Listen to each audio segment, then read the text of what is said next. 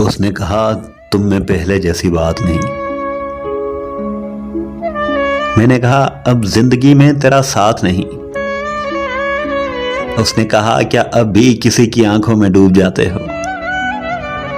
میں نے کہا اب کسی اور کی آنکھوں میں وہ بات نہیں۔ اس نے پوچھا کیوں اتنا ٹوٹ کر چاہا مجھے؟ اس نے پوچھا کیوں اتنا ٹوٹ کر چاہا مجھے؟ میں نے کہا انسان ہوں، مجھ میں پتھروں والی بات نہیں۔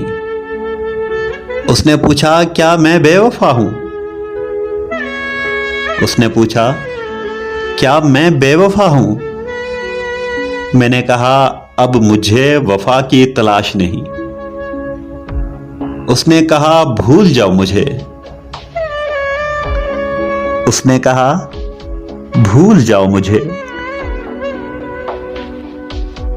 میں نے کہا تم حقیقت ہو، کوئی خواب نہیں۔